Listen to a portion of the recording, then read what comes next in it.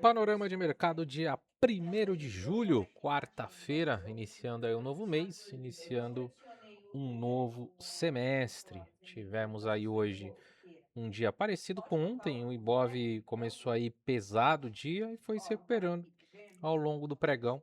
O Ibov aí caminhando para o fechamento com 0,18% de queda, deixando uma sombra aí relevante, assim como aconteceu ontem.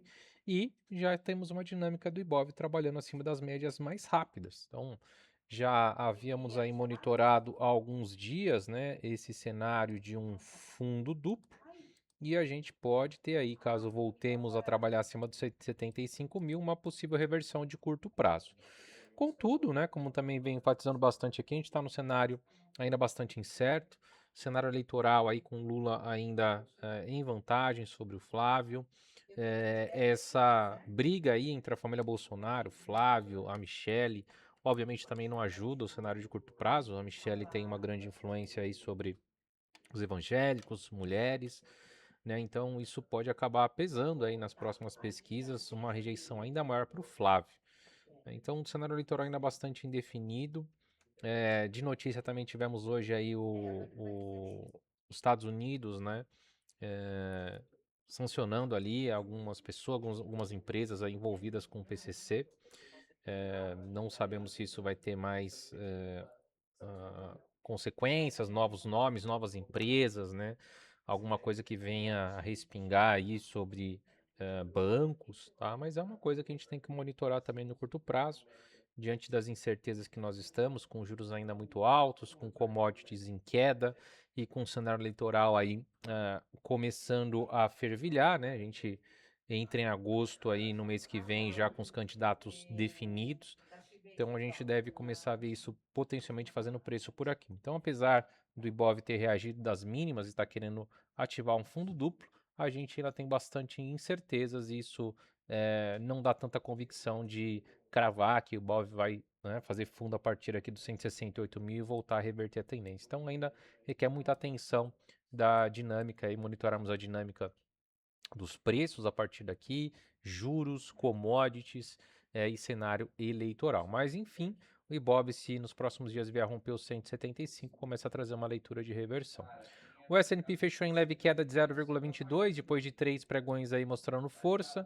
Ainda vem rechaçando aí a possibilidade de uma reversão, né? Tínhamos a possibilidade aí de um ombro cabeça a ombro. Então está refutando por enquanto esse cenário, né? Caso viéssemos a perder essa média de 50 aqui, poderíamos trazer uma leitura de reversão no curto prazo. Reagiu em cima da média de 50, então a gente segue muito próximo da máxima histórica. O S&P mostrando força. O Dow Jones acabou renovando a máxima histórica hoje aí, né? Na máxima do dia superou a máxima anterior intradiária do dia 25 e chegou ali a bater 52.742 pontos na sua nova máxima intradiária. Ontem foi a maior máxima de fechamento. Hoje não renovou essa máxima de fechamento porque caiu 0,03, mas renovou a máxima histórica intradiária, tendência bastante tranquila aí no Dow Jones. O Nasdaq, uma queda um pouco mais forte, de 1,54%, assim como no S&P, por enquanto vai rechaçando essa leitura de reversão, né, com ombro, cabeça a ombro. Caso viesse perder a média de 50, poderia ativar, né, essa leitura de reversão. Não foi o que aconteceu, mostrou força em cima da média de 50, apesar da queda de hoje, ainda segue muito próximo à sua máxima histórica, com uma dinâmica bastante tranquila. Juros, um dos Estados Unidos estressaram ontem, hoje variaram entre alta e queda. O 2 anos terminou praticamente estável, 0,2 bip de alta. Os 5 anos subiu um pouquinho, 1,2 bips de alta, né, reagindo aqui em cima da média de 50, mas por enquanto ainda fazendo topos mais baixos. E o 10 anos subiu um pouquinho mais, 2 bips de alta depois da barra forte de ontem, mas ainda trazendo um view de queda, né? Topos e fundos descendentes, trazendo uma leitura de um canal de baixa aqui. Vamos ver se o juros longo voltar a estressar. Isso pode, obviamente, trazer uma potencial realização nos índices americanos e, consequentemente, nas bolsas mundo afora. O dólar index segue forte, né? Teve um recuo aí nos últimos dias, ontem subiu um pouquinho, hoje uma alta de 0,23, está indo buscar a região lá dos 102 pontos. O dólar vem se fortalecendo nas últimas semanas contra as principais moedas, moedas de países desenvolvidos. O petróleo segue em queda, ontem terminou em alta de 0,80, mas deixou uma sombra relevante. Hoje está caindo mais de 3%. Está voltando ali para o patamar de $70, né, nível pré-guerra. Então, o petróleo já devolveu toda a alta que teve, saiu de 70 para $120, agora recuou novamente para os $70. Dinâmica aí de petróleo em forte tendência de queda, né, com os acordos aí sendo assinados Estados Unidos e Irã, o Strait de Hormuz voltando à normalidade, o preço do petróleo volta para níveis aí mais tranquilos, que pode ajudar bastante a inflação daqui em diante. Minério de ferro lá em Singapura acabou apresentando ali no pregão regular uma queda de 0,91, mas no aftermarket subiu bem, uma alta aí de 1,79%.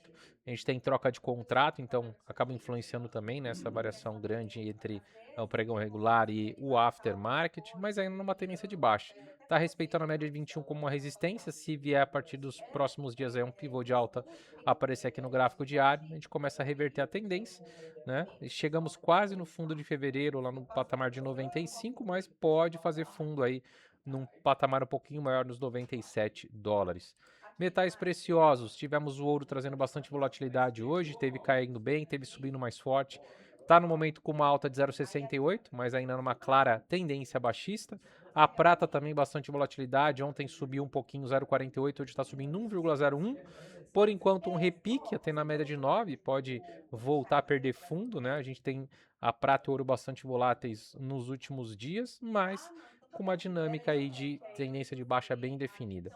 E criptomoedas, depois de renovarem mínima no ano, o Bitcoin hoje chegou a bater $57.717, se renovando a mínima do ano, trouxeram uma reação. O Bitcoin sobe no momento 2,45, mas ainda claramente numa tendência bem definida de baixa, e o Ethereum subindo 2,96%, não renovou a mínima no ano ainda, mas a tendência de baixa também é muito clara, né, em ambas as criptos aí que tem um maior volume, maior liquidez, Bitcoin e Ethereum.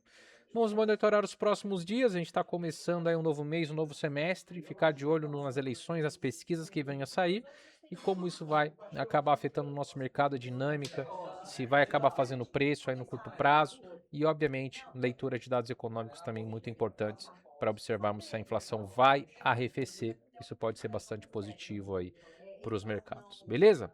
Espero vocês amanhã para um novo panorama de mercado. Grande abraço a todos, valeu!